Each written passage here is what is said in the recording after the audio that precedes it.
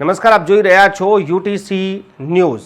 લોકસભાની ચૂંટણી 2024 પહેલા મહારાષ્ટ્રથી ઘણી બધી એવી ખબર આવી રહી છે જે રાજનીતિમાં ગરમાવો વધારી રહી છે કે પછી અફવાઓનું બજાર ગરમ કરી રહી છે। જે રીતે મહારાષ્ટ્રમાં નેતાઓ નિવેદનો કરી રહ્યા છે તેનાથી આવનારા સમયમાં રાજનીતિ કઈ તરફ જશે, કોણ નેતા ક્યાં જશે તે કહેવું હવે મુશ્કેલ થઈ ગયું છે। જો કે ભારતીય જનતા પાર્ટીનું કહેવું છે કે બધી વસ્તુ બરાબર ચાલી રહી છે અને સમય જતાં બધું જ ચિત્ર સ્પષ્ટ થઈ જશે। હવે આ પરિસ્થિતિનું નિર્માણ કેમ થયું છે અને ચર્ચા કેમ શરૂ થઈ છે તો તેના પર જો આપણે નજર કરીએ તો ઉદ્ધવ ઠાકરેએ એક નિવેદન આપ્યું મંચ પરથી।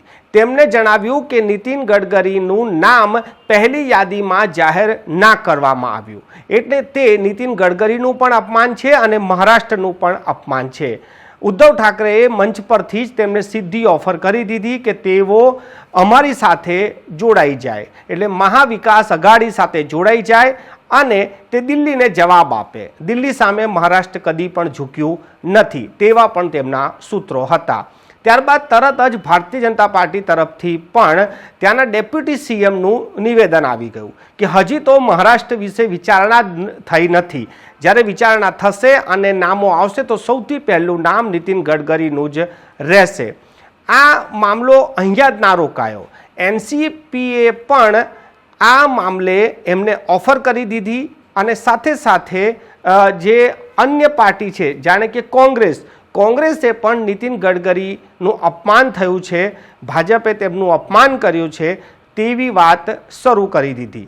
આ તમામ વાતો વચ્ચે જાણે કે એવું લાગે છે કે નીતિન ગડકરી અપમાનિત થાય અને તેઓ કોઈ પણ અન્ય પક્ષમાં જોડાઈ જાય, પરંતુ જે લોકો નીતિન ગડકરીને જાણે છે અને જે રીતે તેઓ ભારતીય જનતા પાર્ટી અને સંઘ સાથે જોડાયેલા છે તેઓ કદી આવું પગલું નહીં ભરે, આ વાત તો સ્પષ્ટ છે।